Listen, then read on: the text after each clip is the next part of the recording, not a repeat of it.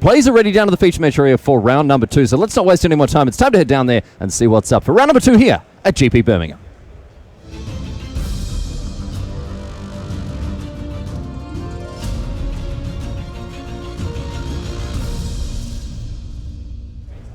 What's up, nerds? Thanks for joining us for another round of Legacy here from GP Birmingham. My name's Riley Knight. I'm joined by Raphael Levy, and we're going to get underway with some Legacy here in the United Kingdom. Mikhail Mathiasen and Julian Knab. Knab, a well-known Legacy player in the European community, an all-star of the Legacy tournament here, and we're going to see him playing Elves. Yep. I just wanted to slip that in before for his first play. Yeah, see, I knew he was going to lead with the Pendlehaven, so I didn't want to mention anything about Forest. But no, Knab, a well-known and well-respected Legacy Elves player, really no doubt in anyone's mind that he would be playing this deck. He's been playing it for donkey's years, and he's very, very good at it indeed. Mathiasen, on the other hand, who is a Seed of the Synod, an artifact land, getting it done in turn number 1 for him. Artifact Mutation. All sorts of weird cards we're going to see in the Legacy format, especially in the early rounds. And, I mean, this is obviously looking to be an artifact-based deck, but what are some of the cards we're going to see out of this this deck here? So I think Mikhail is playing some kind of a grindstone deck. Mm-hmm. So along with a Painter Servant, one activation of a grindstone would allow him to mill his opponent to death. So Painter Servant makes all the cards in libraries, in hand, everywhere. Just everywhere. The color of your choice. Mm-hmm. And Grindstone mills 2 cards from your opponent's deck. If they share the same color, you mill again. And so obviously all the cards in the library being whatever color it is, Even blue, green, red, purple, yellow, and then so you mill through it. You just one-shot your opponent's library, yes. Grindstone combo, not one that is on the sort of the higher end of Legacy at the moment, but it's certainly put up the numbers throughout the past. Mathiasen also here with a Cabal Therapy. It looks like he whiffed, and now we're going to have a Grindstone come down. So Artifact Mutation is a tutor for artifacts. You have to sacrifice an artifact and look... no, not artifact transmutation, yes. I think. Yeah. Sorry. Artifact transmutation. If we can have the text on the screen, we'll have that soon. Ooh, Reclamation Sage. That's rough here because that is a Stone Rain. Avalanche Rider. Transmute artifact, sorry. That is a Stone Rain staple to a Transmute 2/1 body there. So seeing as Tinker isn't really an option here, anyone who has drafted Vintage Cube, or as anyone who's ever seen this card, Tinker is just an obscene card, as in that you can sacrifice an artifact and get any artifact from your deck put into play. Banned in Legacy, obviously. Transmute artifact comes close. It comes close. Poor man's Tinker. Yeah. It costs less mana, but you have to pay for the difference. Yeah, so you're not going to be able to casting costs. Can't slam out that Darksteel Forge and ruin everyone's day. Here's a Heritage Druid, another way for Knab to cheat out some extra creatures with some mana here. And an Elvish Visionary, a nice one too. And that means that Heritage Druid is going to make 3 mana right now. We see this. This is characteristic of the Elves deck. They have these huge explosive turns where they can dump their entire hand onto the battlefield. And So cards like Elvish Visionary keep the cards flowing here. Jun either has to destroy one of his opponent's artifacts, not to die next turn, or just win this turn, which is more likely to happen. It's actually quite possible here as we see a Gaia's Cradle come down for 6 mana floating because Mathiasen has assembled the combo. I have mentioned that he has to destroy one artifact, and he has the option to do that with the Symbiote. He would bounce a Sage, Reclamation Sage, to untap a creature, and he can play it again since he has right now 3 extra mana in the pool. So that's the Wirewood Symbiote there. That's that card with the blue little counter on it at the top. We're seeing a second one of them played now as well. And now the Rex Sage comes down once again. And this is, I mean, a flurry of creatures coming up and down all over the place here. But this is characteristic of the Elf deck. And then just for good measure, get in there for 1, says Knab. But this is what happens with the Elf deck here, Raph. It is very, very good at just piling on huge, huge amounts of tiny, tiny creatures. So if you wonder why Julian put counters on his symbiotes, it's because you can only activate the Wirewood Symbiote once a turn. And since at some point you can't have a lot of cards in play, it's better to have something to mark that you activated it once this turn already. That's why they had counters. Engineered explosives for Matthias, and that's a huge one here. An E41 is going to blow up more than half of Knub's board here. And engineered explosives, one of those cards that is really difficult for an Elves deck to beat. I think their sort of reliance on the battlefield and having so many creatures costing an identical amount is such an issue. But here, Jun did not lose that much. He lost the 2 symbiotes, but he also got a lot of cards from his visionaries already. So it's pretty much a 1-for-1. It definitely took a lot of game from him, but he can recover pretty easily next turn. Glimpse of Nature is a huge one here for Knub. We're going to see another enormous turn now because essentially every time he plays a creature, he draws a card. And we're going to see, you've seen how much mana this deck can generate, and with an active Gaia's Cradle as well, Raph? If he finds another Heritage Druid... Oh, no, he has it in hand, so... Yeah. So he will have... Yep, he's going to have a lot of mana available. He will have a lot of mana. So this is essentially the Elves deck going off, right? So we're going to draw a second card here from the Heritage Druid. That's going to mean more mana here for Knub as well. Don't forget that Gaia's Cradle is going to make an enormous amount when he's ready. Here's a Green Sun Zenith now. 2. Going to get an Elvish Visionary here. I know it's going to be a Symbiote, okay. No, for 1. For 1. Use 2 mana too, yeah. So Wirewood Symbiote, once again, is going to allow him to bounce a creature, untap a creature, and get more stuff going with when it comes to mana. 7 mana total. Use Bounce the Symbiote. Visionary. Bounce the Visionary. Going to draw 2 cards now. Down to 5. Draw from the Glimpse. Draw from the Visionary. Yeah, there's no coming back. Birchlaw Rangers. No, it's not looking good here because you're going to see that this is. I mean, Elves is a combo deck. It's a creature-based combo deck, and this is how it happens. And another Birchlaw Rangers now for Knub, as he continues to churn and burn through his library. Quirion Ranger as well, hiding out the bottom of your screen. Can't quite see what's going on with those cards. Maybe Knub is. Well, he's keeping the ones that are summoning 6 separate from the ones that aren't. Here's a Natural Order. That's going to get a Crater Hoof Behemoth as a Quirion Ranger goes away. And Matthiasen ready to see the hoof, and there it is. That is that. Game number 1 going to Knub. Rather convincingly, unfortunately for Matthiasen, able to assemble that combo, but Reclamation Sage just too good. Yeah, he passed the turn with the two of his combo cards. He just had to untap and activate his Grindstone, but he didn't quite have the opportunity to do so. So these are legacy decks that I would say are closer to, well, it's not fair to say that they're fringe decks, but they're definitely not the sort of the tier 1 archetypes that we expect to see at the top tables of Legacy all the time. Back in, I don't know, maybe 2 years ago, the Painter deck was very popular. It kind of lost a lot of popularity lately, but it was mostly mono red. It was going along with Blood Moons and Magus of the Moons. Yep.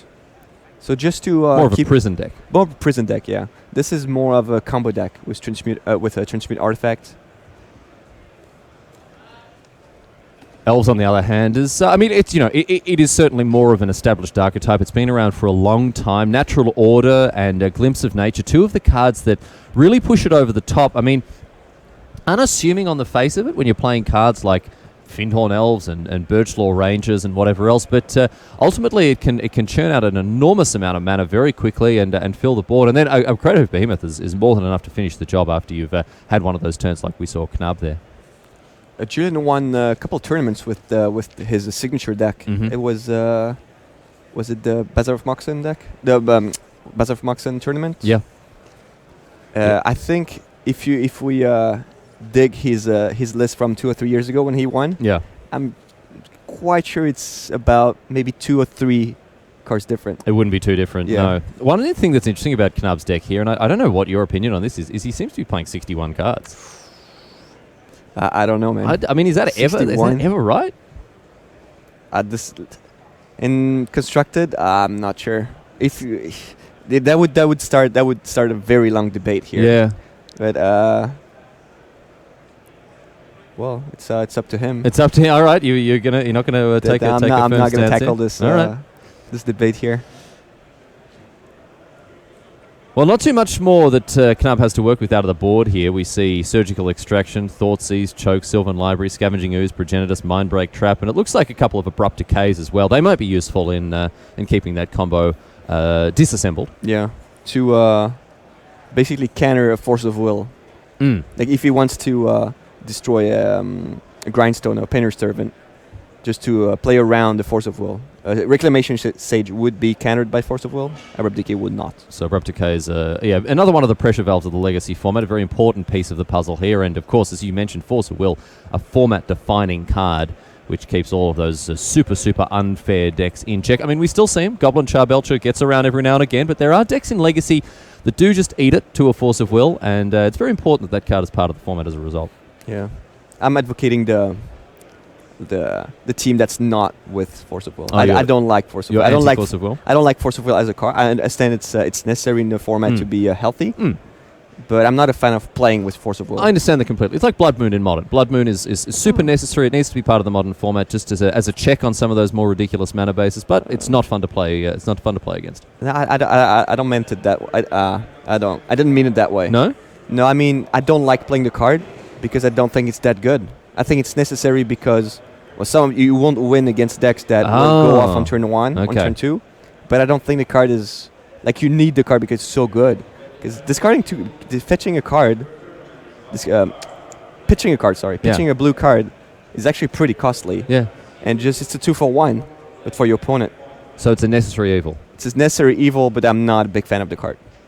Let's have a look at what Mathiasen has in his sideboard. Echoing Truth is an interesting one against the many different elves that will all share the same name. It'll bounce all of that, but I don't know if that's a permanent answer. We've got Pithing Needle, Tezzeret Agent of Bolas, Kolaghan's Command, a Braid, Lawan, Cephalid Empress, okay, Red Elemental Blast, Thoughtseize Nile, Spellbomb, Surgical Extraction, Tormod's Crypt, and Ensnaring Bridge. That one against Merfolks. All right, pretty good. I mean, what are we looking at here in this sideboard? Braid maybe to destroy Heritage Druids. I think that's a Kolaghan's Command maybe. Just some more removal. But I don't know if that's his plan. Because killing with the combo is going to be pretty hard. Yeah, Knapp is only playing one copy of Reclamation Sage, but he's playing quite a few numbers, quite a few ways to get it, of course. It's not only Green Sun Zenith, he also has Natural Order as 2 ways to tutor through his library. But, it's going to be rough here for Matthias, and I think that Knapp is favoured from the early stages of the game. I think so, too. I think Mikkel's deck is... that's a combo deck, but it's a little vulnerable to artifact removal, especially Abrupt Decay, since he's not going to be able to protect his combo. A couple of other things that are worth looking at here in Matthiasen's deck. He's also playing another combo. He's playing the Thopter Foundry Sword of the Meek combo here as well, which of course is now legal in Modern. But it's also vulnerable to artifact removal. Yep, yep, that's the problem here. And Goblin Welder is another combo-based card here, as we see. A Dark Confidant as well. Ooh, attacking with a... Get in there with a Welder. Welder. Oh, he's considering blocking. June's considering blocking. Well, Matthiasen obviously aware that this trade is something... I just never block there. If your opponent is offering that trade, then obviously it's good for them. I would never block. That could be a bluff. All right, well, in any case, both of the 1/1s are down. So Goblin Welder is a confusing one, but essentially the long and short of it is you can tap it and swap an artifact that's on the battlefield from one in the graveyard. That's essentially it. Yeah. A Braid. That's one of the things I thought would come in. Mm-hmm. 3 damage to a creature. It's a nice flexible option in that it can come in against artifact-based decks as well as creature-based decks. He's a Brainstorm now for Matthiasen. Also interesting in Matthiasen's deck, he's playing Pyroblast main. So the deck pretty much wants to call blue as a color with Painter's Servant. So you can pitch any card from your hand to Force of Will. And you can counter or destroy any permanent with Pyroblast, because all the permanents and cards and everything will be blue. So with 1 red mana, you destroy a blue permanent or you counter a blue spell. Yeah, turns it into 1 mana, what, not even Vindicate. Yeah, Vindicate. Yeah. 1 mana Vindicate. 1 mana Vindicate and Counterspell. It's pretty good. So Force of Will on the choke. Yes, could have been pretty disastrous here for Matthiasen. Yep. Islands don't untap. That includes non-basic islands, so Matthiasen would have been triple Stone Raid there. Here's an Ancient Tomb off that Bob. It's not a bad hit for him. Going to juice up that mana, and Knapp has had a slower start here.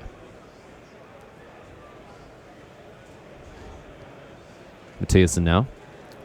Baleful Strix is a nice one against those creature decks. He's pulling ahead here with a lot of card advantage, a lot of removal. So June's going to have a hard time here coming back from this slow start. And this is one of the weaknesses of the Elves deck. It doesn't have a lot to say against opposing creatures. And an Abrade on the Dryad Arbor. Wow, 2-mana Stone Rain here because the Dryad Arbor is, of course, just a 1/1. So let's see what Knab's up to now. But not a lot of ways for them to remove opposing creatures, especially useful utility creatures like Dark Confidant. Yeah, Dark Confidant is really good. Right now, it's really good. Matthiasson putting the hurt on his opponent. Mikkel Matthiasson could tap out for Dark Confidant, not lose on the next turn. And now he's drawing 2 cards a turn. He has a Force of Will back up. And he doesn't actually need to draw his combo. He can just attack for 2 every turn. Pain of Servant now. And in comes the Strix for 1. So everything is blue. Everything is blue. Daruda.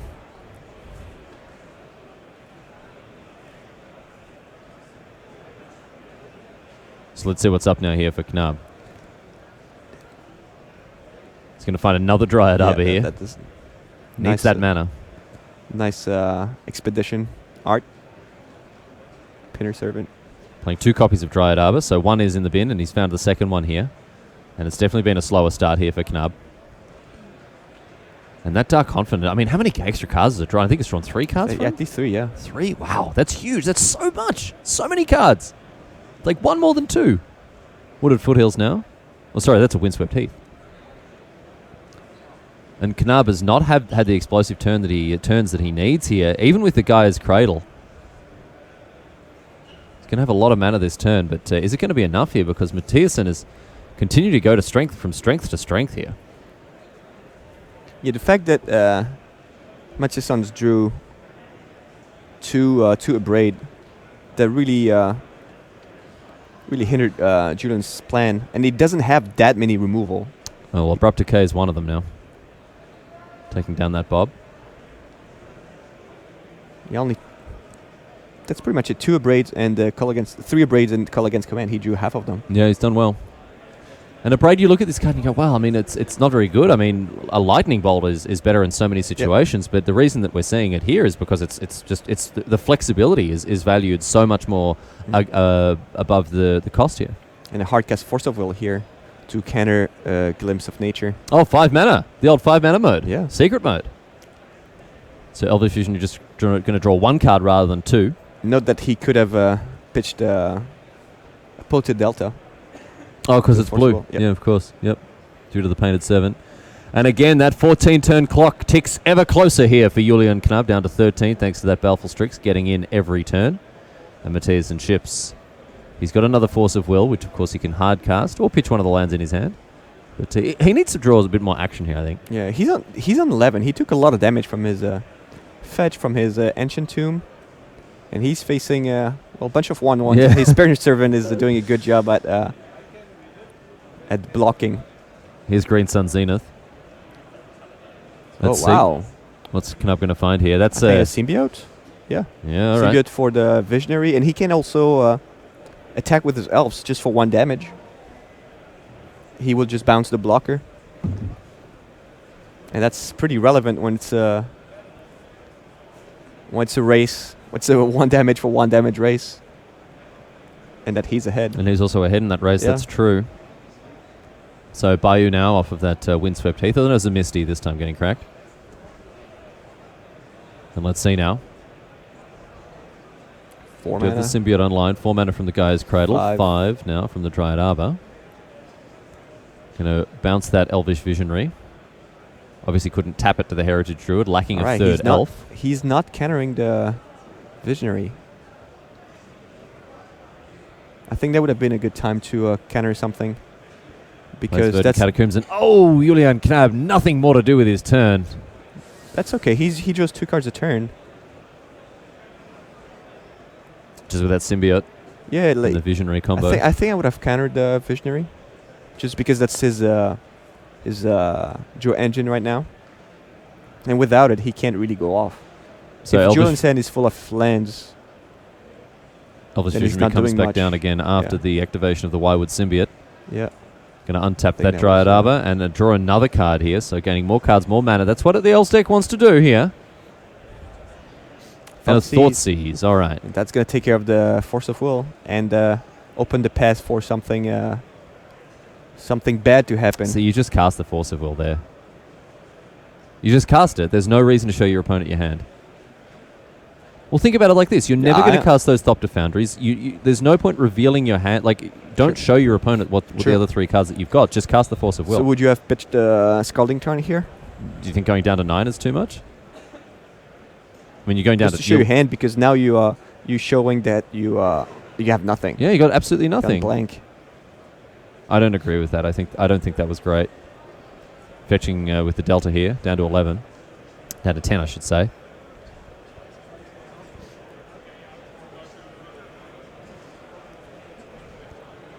Goes and finds now a Badlands. All right. Not one of the most played duels, I think it's fair to say, as Knab examines the graveyard there of Mikael Mathiasen.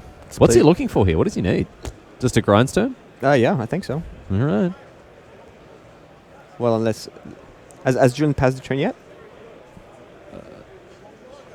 Yep, he did. Yeah. Mathiasen fetching on end step there. Grindstone would be... Sword of the Meek is probably a little weak here. So Sword of the Meek, the combo with Sword of the Meek and Thopter Foundry, essentially the long and the short of it is you can pay 1 mana to put a 1/1 into play and gain a life. That essentially is what it comes down to. There's all sorts of shenanigans with the sword jumping in and out of the graveyard, whatever, but that's the way that it goes essentially. But is that a good win con against Elves? I don't know. Well, in that case... It's not very good against Craterhoof Behemoth. It doesn't block very much, yeah. But he doesn't have Sword of the Meek, so it's only going to sacrifice one of them. So Knab now. Oh, he can also sacrifice his tricks to get Doesn't play the Gaia's Cradle. He's got a second Gaia's Cradle in hand, which means that he's got an enormous amount of mana should he have anything to do with it. It's the green ritual. How do you say that? Healthy ritual instead of dark ritual? Yeah. Yep. The vegan ritual. Vegan ritual. And now it's Deathrite Shaman. And another Deathrite Shaman here for Knab, down to 1 mana. And I think we're going to see the second Gaia's Cradle come down and create an enormous amount of mana. Of course, Gaia's Cradle is legendary. You can only have 1 in play at a time. But that doesn't stop Knab from benefiting from, well, a double dose of that vegan lifestyle. That rule changed a lot. Oh, no, it's Cavern of Souls instead. Okay. The legendary rule changed a lot in time. Because in previous iterations of the legendary rule, if you had a legendary permanent in play, you just couldn't play the one in your hand, could not right? play it, no. So it's just a Stone Cold Blankski. Yep. And the other player could not play it either. Mm. And then until recently, when you played the second one. I think like 5 years ago. 5 but years. Sure. You played the second one, both die. Yeah. That's more than that. So both died, and then... So for anyone who was playing during the 2012, 2013 Delver of Secrets era, the best way to kill your opponent's Geist of St. Trav was to play your own, because it killed both of the legendary creatures. But now, both players can have 1 legendary creature each. So we see a Thopter being made now. The Thopter Foundry is online. Yeah. PT Venice in 2003 was decided by a Chroma not being able to be cast by OSIP's opponent in the finals, I think. It was something like this. Well, the rules certainly changed here, there, and everywhere. As we see now Thopter getting busy with this Baleful Strix. So Mathiasen with an Air Force here. Is he dead next turn? Can he attack for 6 next turn? He can only attack for 3. 4. 4 as well, okay. Because he can sacrifice the Painter Servant and his Foundry to get 4 damage and 4 flying damage, but Julian has 2 Deathrite Shaman, so he could gain 4 life.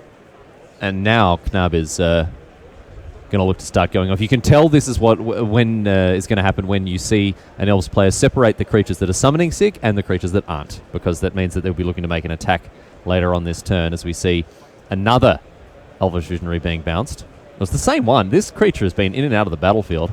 Hey, imagine if it died a couple turns ago. This Force of Will. Made a Force of Will, yeah. Yep. And that was an option there for Mathiasen. He chose not to take it.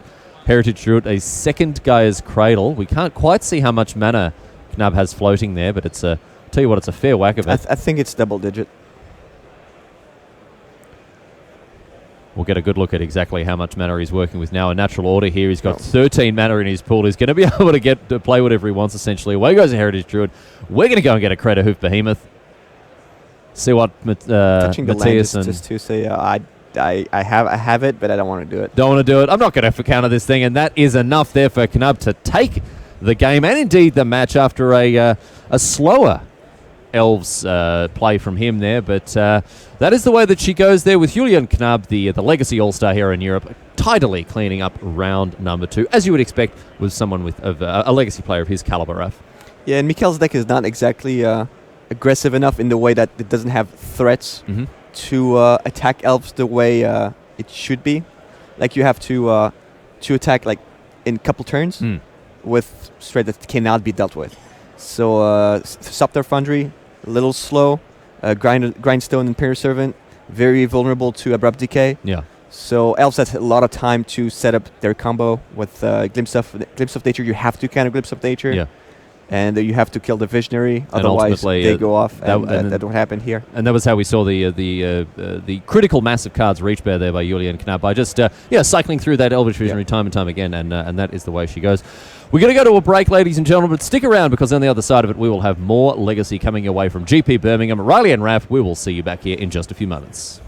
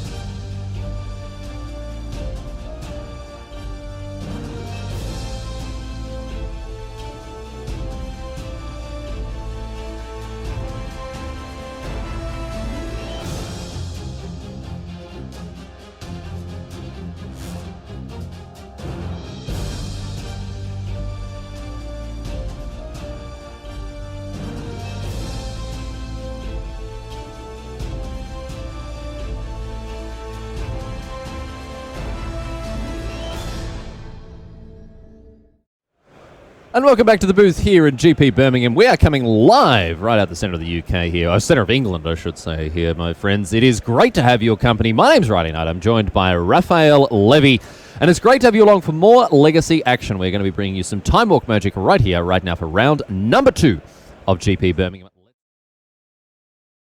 Santos and Kai Sawatori. Looks like Kai Sawatori is on Storm here, playing Storm with 3 copies of Daze, which isn't what we always see in these lists. Lotus Petal powering out a preordained to kick things off here for Sawatari. What's Carlos Santos working with here? I think he's playing with Stoneforge. Mm-hmm. Is it Esper? I think it's Esper. Esper Stoneblade here. Stoneblade, yep. Stoneforge Mystic. And look at this here. Carlos Santos is playing a list that's pretty heavy on basics here. 3 islands, 3 plains. And this means that we are going to see Back to Basics play a pretty key role. And it's interesting that Santos has chosen to go after the mana basis of these 3 and 4 color decks at the top end of Legacy. I like Back to Basics a lot in Legacy. It's the Blood Moon of the Stoneforge deck. Yeah, Blue Blood Moon deck. Yeah, but not a good hand to face Storm with. Brainstorm is the only hope to get some kind of disruption. And we're going to see here Santos. There's no land or any follow-up to that preordained Lotus Petal. So it's going to give some time to Carlos to get in this game. So Brainstorm here, it finds a Swords of Plowshares, which isn't great either, and a Stoneforge Mystic, which is obviously the best way for Santos to start to pile on the pressure. For those of you who haven't seen a Stoneforge Mystic, an unassuming little card, a 1/2, and when it enters the battlefield, you can search your library for an equipment, put in your hand, and pay 2 and tap Stoneforge Mystic to put that equipment into play. Now, there's a very important piece of equipment that was printed during the Mirrodin Besieged era that turned this card from good into great. Batterskull. There it is there.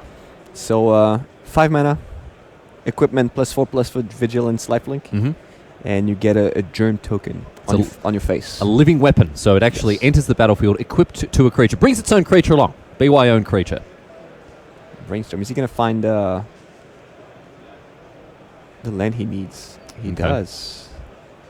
He's also found another Lotus Petal here. So the Storm deck, it's a weird one. It's a weird one, dudes. If you haven't seen this one before, it's a very, very strange deck indeed. Storm is a mechanic staple to cards. You may have seen it in Modern, staple to cards like Empty the Warrens and Grape Shot, but in Legacy, it's all about Tendrils of Agony. He didn't play his... Interesting. He didn't play his land. He's playing around the Wasteland. He knows he's not going to draw land. And he didn't want to have it wasted or back to basic. So he's a tropical island. Oh, no, he played it. And so Atari says go. And now we're going to see the activation of the Stoneforge Mystic. That puts a Batterskull into play, again attached to a Germ token, just like that. So Santos is able to cheat that into play. And, I mean, look, 2 mana for a 4/4 Vigilance in Legacy with lifelink. Isn't that great? It's not bad. It's not great, though. The reason that it's good is because it's uncounterable. Free. Yeah, and it's free as well. I mean, it's a free card because you play Stoneforge Mystic. Sure, but if there was a card that was 1 and a white lifelink vigilance 4/4, no, it wouldn't be. It wouldn't be play at all. It wouldn't see play at all in Legacy. The reason here is because again, it's free thanks to the Stoneforge Mystic, and it's also part of the. It can't be countered. It's also part of the deck. I mean, it's Batterskull and other pieces of equipment. Swords, Sword of Body and Mind. Umezawa's Jite. Umezawa's Jite. Yep. So Sawatari now with a Brainstorm. He's got a lot of cards in hand, and we're going to see essentially a turn where the Storm player goes off, Raph. So he needed a way to get the rest of his combos, of his combo. He only had mana sources. He was missing a way to finish the game. Either Tendrils or Infernal Tutor or Past in Flames. And he found Infernal Tutor along with... Cabal Therapy. So Cabal Therapy is a very important card in that it necessitates an opponent, to essentially answer it in some way. Usually Cabal Therapy from a Storm deck will name something like Force of Will, but it's a Vendilion Click that Santos is playing here, and we'll see what he can do. But, Sawatari's hand is well set up against a Click here. So is Infernal Tutor on top? He's protected the Infernal Tutor with... That was pretty good. Yeah. Because he could have, I think he could have gone up this turn. Well, he knew that Vendilion Click was in Santos's hand here. Yeah. So what has happened Pretty here? good. This is a complicated situation. I'll try to walk you through it. Sawatari needs a critical mass of certain spells in his hand in order to go off and enact this storm kill. He knew that Carlos Santos had a Vendilion Click in hand thanks to the earlier, I think it was the Thoughtseize, was it that he played? Or was it was the Thoughtseize? It's well played. So what has happened here as a result is that Sawatari has hidden a card that he needs from a Vendilion Click trigger, and then has all the other cards in his hand in multiples. So a V-Click does essentially nothing. An attack now with Santos. Putting him on the 1 turn clock. He has to win this turn. And he's going to be set up to do it as well. Lion's Eye Diamond in hand, in addition to the Infernal Tutor, which work together very nicely indeed, as you're going to see very shortly, ladies and gentlemen. So in case you're wondering what Carlos has in hand, I think it's a Nahiri Lithomancer. Yep, the Planeswalker. Not the one you usually you've seen for a while in Modern and Standard. Not That's the Harbinger. That's the one you haven't seen much. It was in the Commander pack, I think. It was, yep. In that Commander deck where there were a bunch of Commanders printed that could be, Planeswalkers that were printed that could be Commanders. Oh, he found a Brainstorm to hopefully find a way to counter that tutor. So let's see what's up here, because Sawatari has to go off this turn. Misty Rainforest. Sawatari down to 4. So he had to do that after drawing his card because he needed that. Infernal Tutor off the top of his library now. So let's see what he can do. So it's going to start with Dark Ritual. He's got 3 of them in hand. Yeah, he's going to play them all. Like he has to play his whole hand and hope there's So Dark Ritual up to 3. And hope his Infernal Tutor resolves. Up to 5. 5 mana. 7 up mana. to 7. 7 mana, 3 Storm. Storm count up to 3. So this is all important stuff we need to Up keep to track 4. of. Lion's Eye Diamond. Up to 5. 5 mana and Storm count 6. So Infernal Tutor is a card from the original Ravnica block that says that you can search your library for... You reveal a card from your hand, and you can search your library for a card with the same name as that card. Except if you're Hellbent, if you don't have any cards in hand, it is actual Demonic Tutor. It will search for any card in your deck. And there's nothing to disrupt the Infernal Tutor. So it looks like Santos is going to be able to... is not going to be able to disrupt what Sawatari is doing. He's going to go and search out the cards that he needs. So most likely a Pest in Flames. Give all those cards in his graveyard. Flashbacks works very nicely with the Lion's Eye Diamond. Lion's Eye Diamond. I think he got 3 red mana here. So he sacrifices Lion's Eye Diamond in response to Infernal Tutor. Yep. So he doesn't have to discard the card he's looking for. So you put the Infernal Tutor on the stack. In response, sacrifice the Lion's Eye Diamond. I think it's 4 mana left. And Past in Flames now gives everything in his graveyard flashback. And Lion's Eye Diamond, for those of you who haven't seen this card before, it is essentially a Black Lotus. Yep. It just a 0 mana artifact, taps for 3 mana, except it comes with the added bonus that you have to discard your hand in order to activate it. Tap Sacrifice. Yep. Tap Sacrifice. Because you have to sacrifice it. Hmm? You have to sacrifice it. You have to sacrifice it, yes, and also discard your hand. there are a couple of downsides there. So Dark Ritual being cast out the bin. So Sawatari fills up that mana pool once again. So he had 4. I think he has... It's up to 6, now to 8. I think he's going to play the Kibble Therapy just for good measure. Mm-hmm. Just to make sure he's safe. I'm pretty sure he thinks he's safe because otherwise the Infernal Tutor would have been countered. There's no reason not to here. An Yeah, extra Storm. Candy's got free. plenty of mana. So here's a Cabal Therapy. Probably naming something like Flusterstorm here. Because a Force of Will at this stage is... a Force of Will can still snag that Infernal Tutor. That Infernal Tutor is going to be cast again. That's going to go and get his win condition, which is almost certainly going to be a Tendrils of Agony here. And what can Santos do? He can't do anything. Mate. He can scoop. Oh, he can. He can concede at any time. He can concede at any time. I don't think Kai is passing the turn anytime soon. If ever. Well, let's see. Santos seems to be deep in the tank about something. I'm not sure what there is that he can pull together here. There was one game like this in the GP Amsterdam a couple of years ago. Stoneblade went off, and the guy was like, "Yeah, well, I'm dead," and then he tutored the Stoneblade tutored, and scooped. Oh wow! He forgot to the sideboard. Oh no! Yep, that was in the quarterfinals of GP Amsterdam. My good friend, I don't know if I should name him, but he will recognize it. Here is he won't even know who it is. Here's an Infernal Tutor now. And Sawatari probably going to go and get that Tendrils of Agony. Yep, yes it did. We saw that very quickly there. There's the famous story about LSV, of course. I think it was LSV, who was playing Storm and forgot to put the Tendrils in his sideboard, so the Cunning Wish that he had, or the Burning Wish that he had, couldn't get it. And so what he had to do was completely every turn just mind game his opponent and be like, ritual, wish. And then his opponent's just like, yeah, well, I assume he's going to go and get the Tendrils out of his sideboard. LSV didn't have it. But it's a good way to save a sideboard slot. Yeah. So I guess the lesson here is, my friends, is always make them have it. Always make them have it. And here is Kai Sawatari going to put a Tendrils of Agony on the stack. Does Santos have an answer?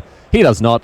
Storm count 10. Target you. 10 and that is more than 10. Oh, sorry, to be way more than that, because Santos 27. On 27. 10 is essentially all you need to get someone down from 20. But we move on to game 2 now with Sawatari on Storm, having taken out game number 1 very handily. And Santos, he needs to pile on more pressure. That's what it's all about in this game.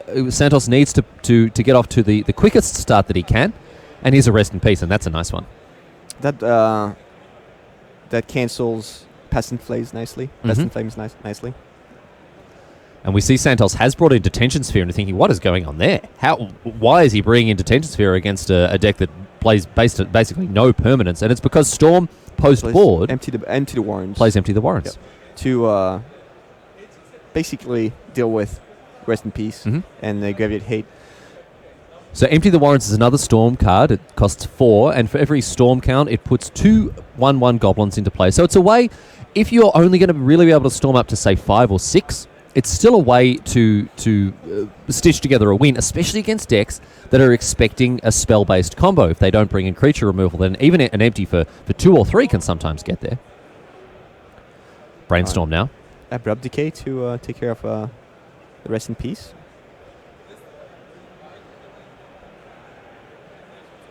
I mean, can he beat it? Does he just go all in on the Goblins plan? Well, since he saw that Carlos had Detention Sphere hand. Probably not. There's a way to play around the Detention Sphere. He can, if he has enough mana to do it, keep the Abrupt Decay up, go off with Empty the Warrens, and when Carlos places a Detention Sphere, he would just destroy his own token. Oh, the one that it targets. Yep. Yeah, because that will mean that the ability actually fizzles on the Detention Sphere. Detention Sphere. It wouldn't work if he had to destroy the Detention Sphere. It would work if he destroyed his own token, the one targeted by a Detention Sphere. So Detention Sphere is essentially it's a juiced up Oblivion Ring, right? Yep. The permanent that it targets, it also exiles all the other permanents with the same name. And here's a Ponder now. Detention Sphere is the go-to O-ring of choice for many blue-white mages. Playing a game of EDH the other day, and not at the best in EDH, because generally, singletons all over the place, but both me and Adam had Ghostly Prisons out, so Wayne absolutely wrecked us there. It sucked. Interesting here, on the Carlos side, he has Back to Basics, would be actually really good in this situation to block Kai from going off, but check Carlos' mana base. Oh yeah. He has a Durgancy Caracas. Two of his how many does he have? I don't think he has that many. He has that many non-basic. No, he's playing 3 islands and 3 plains in addition to a bunch of fetch lands. So you'd think he'd be able to actually get the most out of his back to basics. But right now, it would probably hurt him more than Kai. Yeah, because Kai can just wait, right? Sawatari can just wait. He doesn't have to tap his lands until the turn that he goes off. So Lingering Souls is the backup plan here for Santos, but it's not a lot of pressure and it's not very fast. And look how sad that is. Like Lingering Souls with Rest in Peace. Yeah. Oh wow. Gross. You're fighting your own deck, and then you have to fight your opponents. So that's a lot of hate cards, but that don't really go well. They don't really go well with his own strategy. I mean, here. Storm is able to. I mean, to play through cards. this stuff, right? Like it's not the game-ending haymaker that it could be here. Rest in peace. I like playing like one Rest in Peace in Control or Stoneblade in Stoneblade decks. and so a few cards like this. Yeah. But I'd rather play Canonist, for example. Canonist is a threat that goes well in your deck because, well, you have Force of Will, for example, so you can counter the lone spell that your opponent's playing, and you can attack with the Canonist in the meantime. So Sawatari now, 3 black mana in pool thanks to that Demonic Tutor. And Storm Count at 1. And it looks like he's going to rather more helpfully guide the viewer through this process of him going off at least a little bit here. Very nice of him. Very kind indeed, as we see now. An Abrupt Decay on the rest in peace. Here you go. And unfortunately, it's too late for Santos's Lingering Souls there. So now his Cabal Rituals. Well, they're not thresholded. No. How do you say it? Threshold? Threshold? Yeah. Yep, they're not threshold. No. So here is a he's filling his Cabal Therapy now. So probably calling Force of Will here, because there's no. Yep. And exactly. snags it. Nice one there for Back to Sawatari. basics and Santos also doing the good thing and revealing his hand, which at this stage looks a little bit more like a foot. This is not a fantastic hand here for Santos. That's a terrible hand. It's a real stinker, Raf. The Vanilla he can't even cast. That would be good if he had another land with Caracas. He would be able to blink to bounce his. Yeah, bounce every turn. But that's a little far fetched here, considering he's on the brink of death. He's under a lot of pressure. He's under a lot of pressure here. Lion's Eye Diamond now, and we're going to see an Infernal Tutor with 1 card left in hand. Oh, cracks the LED in response, so he is hellbent. So that Ponder hits the bin. Get 3 red. Yeah, now he's just dead. And just the Storm once again. Storms that are just storming off rather effortlessly here for Sawatari, as we see Infernal Tutor after the LED has hit the bin. So that is quite the combo there. These cards go together like peanut butter and, toast, I guess. Counting up how much mana he has. Storm counts 7. Peanut butter and banana. Peanut butter and banana? That's on breakfast. That sounds gross, That's the best. Oh, it's Ad Nauseam. All right. That works too. So that's essentially a draw engine here for Sawatari. Yeah, that's probably he might have taken the Passing Flames out. Oh, yeah. Knowing anticipating the rest of peace. Yeah. So Ad Nauseam, you may have seen this card in Modern. Essentially, you can reveal cards off the top of your library, and you take damage equal to their converted mana cost. Do this as much as you want. At 19 life, he's Ground Seal. He's pretty 2. safe. Another 2 for 5. the tutor. 5, 0, 1. 7, 8, 9. I love the way he's doing it. Very mechanical. So he's drawn 9 cards so far and taken 9 damage. 9 damage, yeah. Is he going to keep going? Does he need some more? He has 10 life left, so... Another 2. So down to 8. And he's going to stop there. All right. Oh, no, still thinking about it. All right. And this is what Ad Nauseam, this is where Ad Nauseam really, really shines in these situations where your opponent is not putting a lot of pressure on you. Carlos Santos, this game, has made 2-1 flyers. 2-1-1 flyers. That is the sum of his efforts. But still put his opponent to 8, down to 8. Oh, yeah. Yeah. Somehow. So Atari's done all the heavy lifting here when it comes to his life total. Did he play pre-order in this turn? I think he played earlier this game, so we just flipped Lion's Eye Diamond when picking up his deck. It was in the middle. I think they're trying to... No, I mean... Okay, so it's just maybe. a shuffle. He probably fetched... I don't see his fetch line. Did he cast a preordain earlier on? He might. I don't remember. But then I think he fetched afterwards. So this is the fix generally in a situation like this when a card is accidentally revealed. Shuffle. Just shuffle. If no cards are known, if the position of any cards are known, then you leave them there. But otherwise, yeah, so easy enough fix. He's continuing with Ad Nauseam. He has an 8. So it's an 8. 7. Down to 7. Yep. Down to 6. So he might have emptied the warrants in his deck, so that's why he... He didn't want to go down to 2. Oh no, they're in his sideboard. So all right, he's just checking. I'm checking if he has something that costs more than. He's got Dark Petition. Oh, he has tendrils. And so Dark Petition costs 5. Tendrils costs 4. No, so he can. Dark Petition is in his sideboard. Oh, he's taking it out. So 2 more. Now he can't because he's on 4, and he doesn't want to hit the. He doesn't want to hit the. Dark Petition. Empty the warrants. Yeah. No, the tendrils. Sorry. The tendrils. Tendrils that cost 4. So on 5, if he has taken those Dark Petitions out, then he can take one more card. But I think I saw them in his sideboard. you saw both in the sideboard? Yeah. Okay. I think I saw both. He's playing a 1-1 split at the in his starting 60 here. At 5, he's on 4 or 5. If he's on 5, then he has 2 draw. No, he has 2 draws from Probe, and he has a lot of mana left as well. So Sawatari they're not draws because he doesn't have 15 cards. How many cards did you draw? It was more than 15. He drew I think it was 16 quite a cards he lot. drew. Yep. All right. Nice full grip for him here. And he kind of has to go off this turn. We'll see what he can do. Here's a Misty Rainforest. Writing down the I don't know what. Play with Mr. Rainforest right now, just to Write make it sure down. I remember. It might be writing down. I don't know. Writing down what he wants for lunch. LEDs in hand as well. It's going to bump up the storm count. No mana in pool at this stage, it seems. No, I think he does. Oh, No, I don't think he does. no. Oh, maybe not. No, because that Oh, no, he Nauseam ca- no, cost he him cast. 5. Oh, yeah, he Yeah. cast the Nauseam with the mana of the.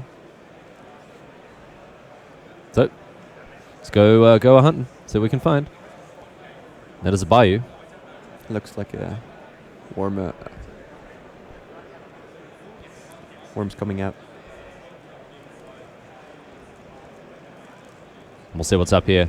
And how Sawatari wants to continue. Black mana. It's going to be a Cabal Therapy. Oh, yeah. And Is get he it. g- Oh, look at that. Is he gonna pass the turn? The easy 2 for 1. He's not keeping track of the storm count anymore, so No, it no, looks I- like... Is that going to No, be because it? Oh, wow. Yeah. No. All right. Sawatari Oh, he's passing the turn. is fizzling. He's not playing the second LED? No. Because of a D-Sphere. Yeah.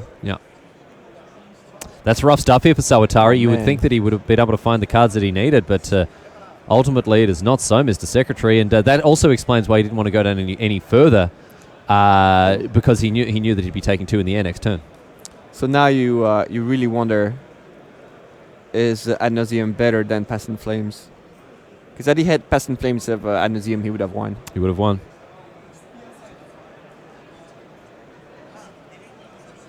Especially as that Rest in Peace was ultimately dealt with there, Yep. so ultimately the Past in Flames would have been a lot better. But hey, that's the way that it goes. Let's go to Sawatari now. Can he go off this turn? 8 cards in hand. He has the blue mana now. He should be able to do it here. And Santos, So 1 lonely card in hand. he He has a- can't do anything with that V-Click or that D-Sphere. That single card it has got to be a good one, Raph. Yeah. But it's going to be discarded, I think. So let's kick things off with a Dark Ritual. That was back then. Mirage, it was a mana source. Could not be countered. Oh, really? This one is an interrupt. This I heard- one is from... A friend of mine used to tell me about how this one's from Mirage. when he was playing at school as a kid, because it said mana source on it, they thought it was like a Black Lotus Okay. or like a Mox. Like you pay 1 black, put it into play, and tap it for 3 black. That's pretty good. It's pretty good. It's a pretty good card. It's pretty good. So yeah, he started off with a duress just to make sure there was no Flush the Storm or Force of Will. And it was ultimately just a Detention Sphere. So Jace the Mind Sculptor. Jace the Mind Sculptor in hand with V-Click. So Carlos Santos holding a couple of ham sandwiches now. So Sawatari should be able to stitch together a win on this turn. And if he can't, well, He it's still doesn't have the win con. The win con. it's kind of going to be it for him. He could. Does he have green mana? No, he doesn't. Like he could just kill one of the token and Give buy himself an himself extra a turn. turn. Yeah, but he doesn't have the mana to cast it. Here's a Misty, down to 1. Oh, it's gonna be his last brainstorm. He needs to find a tutor or win condition with this brainstorm. Is that what it comes down to? Has been the top 3 cards of his library. Let's see what Sawatari can do here. Santos does not cut the deck. He actually has to do it here at a GP. So now I think he has to play his whole hand and discard. Oh no, how did that work? Yeah, and discard his hand before the brainstorm resolves to get the mana and be able to play the rest. Gitaxian Probe. Yeah, he paid for it this time. Santos being helpful and keeping track of that storm count. Yeah, he paid for it. Otherwise, no, he cannot pay life. He because can't pay doesn't have life. enough. Yep. Oh, here he comes, the tutor. So the tutor off the top. Nice one here for Sawatari as he goes into top gear. Here is a Threshold Ritual. You know it can't be good when your opponent just... Slams it. Yeah, no, that's... Get that V-click, and obviously now we're just... get that Jace out here. Cabal Spoil Therapy that just to juice up that Storm count. Lion's Eye Diamond. Storm count up to 6. Might even be 7 here. And an Infernal Tutor in response. Crack those LEDs. So it's 8 mana. 8 mana in pool. If he's missing spells for the spell count, he can fetch Infernal Tutor. Yeah. Play again a tutor for... he has 8 now, so he can fetch 2 tutors, right? So he goes and gets... Oh, he had Past in Oh, he Flames. did have Past in Flames. Well, look, Santos dead 6 ways from Sunday. It's just about how Sawatari wants to do it. He's going to get an Infernal Tutor again, cast another Infernal Tutor, so that's just again to buff up that Storm count. Continues to search his library, and now another Infernal Tutor. That's the sequence I That's mentioned. the tech, man. That's the tech. 4 mana available for a Tendrils of Agony, and Carlos Santos goes down in straight sets to Kai Sawatari, but the party don't stop till cops kick the door down, ladies and gentlemen. We are moving now to our third match of the round. Time walk once again between Pim Heine and Davide Dia Dominicis here. And these guys, Agro Loam versus Bug Delver. First time we've seen a Delver deck this round, Raf. I believe it's not the last one we're going to see, because it's a popular deck, and that's a deck that works pretty well in Legacy. Yep, I agree with that assessment there. That is certainly something we're going to see a fair bit here. And Pim Heine is on the Agro Loam plan. For those of you who aren't familiar with this deck, it's a non-blue deck, which is probably the most important thing to recognize here in Legacy. Oh, it's in Elves. Sure, but it's one of the very few non-blue decks. I think it's fair to say. And we are going to speed things up here because we are approaching fast the end of round number 2, which means round number 3 will be coming your way with Zimon Gertzen and Tim Willoughby. You're going to want to stick around for that. Right now, Agro Loam, it plays cards like Dark Confident, Liliana of the Veil, Scavenging Ooze, I love this. which you're familiar with from Modern, but it also plays combos like Grove of the Burn Willows Punishing Fire, and it plays, of course, Mox Diamond, and otherwise it's a Life from the Loam deck, so cards that put anything in the bin, any lands in the bin are going to be useful here. Here is Garruk Relentless. Yeah, I love this, like playing Garruk Relentless in Legacy. Mm-hmm. I love playing like Cabal Pit. I love seeing Cabal Pit in a deck. A card that it was not played in Standard when it was playable. Yeah. Cabal Pit is a land that taps for black mana, and you can sacrifice it when you have Threshold to give -2/-2, I think, or more to a creature. It's a land removal, but you need Threshold, and it's a little fringe card. No, the Reliquary now for Heine. And one of the really useful things, of course, about Garruk Relentless is it's immune to Abrupt Decay. Wasteland your Wasteland for Dominicis here. And a Fatal Push on the Knight of the Reliquary thanks to that Deathrite Shaman. Heine reduced to 2 Mox Diamonds. He's got that Ice. And the Wolf. So let's see what Heine wants to do here. This is being played, of course, turbo mode here for Time Walk Magic. We've sped things up a bit as we approach the next round. And the Wolf comes in for 1. Garruk makes another Wolf. And looks like Heine is all in on that Wolf plan, man. Howling at the Moon. Dominicis, he does have access to... Oh, wow. That's 1 mana. Great. That's great. Plays Another actual Wolf token. I love seeing them in play. And plays a Deathrite Shaman here. No lands for him. Doesn't need him. Doesn't want him, doesn't need him. And Golgari Charm for Dominicis in hand. Can clean up those Wolf tokens when he sees fit, but can't do it right now. Let's see what Heine wants to do here. Both players with no lands, by the way. It's important to note. Until Pim draws Left from the Loam. Left from the Loam is going to be pretty good. Pretty good. Wolves come in now for another 2, and Garruk up to 5 for a 3rd Wolf, and a Sylvan Library is going to help Heine draw the cards he needs. Surgical Extraction on the Knight of the Reliquary. Ugh. So Left from the Loam not good enough anymore, because when he passes the turn, his lands are going to go away. They're going to be exiled by the Deathrite Shamans. Yeah, that's unfortunate here for Heine, but that Sylvan Library is going to help him continue to find the cards that he needs. Don't even look at them. Just draw them. Pay 8 life. That's the way to do it every time. Making the wolves. I like that plan. Just the wolf plan. Well, see the Golgari Charm in Dominicius' hand is going to make that plan a lot harder for him to enact. But ultimately here... Normal lands, so... Ooh, Tombstalker. Ooh, okay, that changes things. Huge big 5/5 flyer here. This is the original Delve beta from way back. That was another Delve card from Future Sight. Pardon? There was another Delve card in Future Sight. Logic, no? And another one. There were a couple, I guess. There was Death Rattle. It was a 6 mana removal with Delve. Kill a non-green creature, I think. So you have a way to take care of the Tombstalker. Well, he can still attack because they have... You got Death Touch? Yeah. Oh, he has a Source to Plowshare. Got source. Oh, easy game. Easy game. Even got a land as well. Hayner's got it all because he did draw those 3 cards. He drew extra cards off Sylvan Library. That's the way you do it, ladies and gentlemen. Draw those cards. Don't even worry about it. And in come the clowns once again across for 3. Garrick goes up and up and up. I've never seen a Garrick so loyal. And a Dark Confident just to round things out here. Dominici's with his back against the wall. Those Deathrite Shamans doing very, very little. And Hayner. Oh, that's the dream. And then their confidence Sylvan Library. Putting lands on top. Never taking damage. Never taking damage or extra lands every turn. With extra cards. So Hayner now. Still on 12 by the look of things. Looks like he didn't need those extra cards. And Dryad Arbor, Golgari Charm. In hand for him. Let's get some attacks going, says Hayner. In they come. Get you for 4.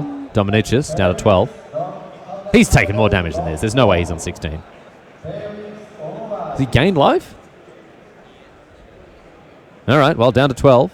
As Garrick sacrifices a wolf, and we're going to see a little bit of a... sacrifice Dryad Harbor, I think. Oh, sorry, the Dryad Arbor. To get... the old Scoozy? Or it's going to be a Thalia. How often do you see that activated? How often do you see Garrick? Yeah, it doesn't happen too often, does it? Yeah. Doesn't happen too often, but a Thalia Guardian of Thraben's going to make Dominicius' life even harder here. So Garrick's -2 ability or -1 abilities, you sacrifice a creature you control, and you look for a creature card in your deck, and you put it in your hand. It's like a survival of the fittest on the battlefield. Yeah, except that sacrifice creature instead of discard. It's exactly like survival, but on the battlefield you have to have the creature on the battlefield instead of in your hand. Okay, it's exactly not the same. But I see what you mean. In they come. 6 damage. 8 damage. Put Dominicius to task here.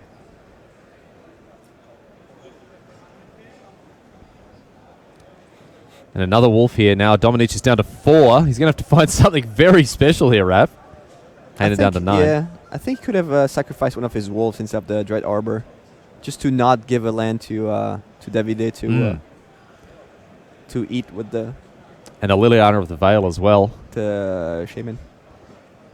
And now that Shaman can't even activate to gain some life. Dominicius missed that as well. He could have gained a bit of life there, but it all doesn't matter at the end of the day as Pim Hayner takes it out very convincingly in game number 3. Agro Loam beating up Team America there and getting it done for him. So, Raphael Levy, we are going to step out of the booth right now. Tim and Simon will be joining you for round number 3, and you're not going to want to miss it. Legacy coming your way after this short break, so stick with us. We'll see you back here at GP Birmingham very soon.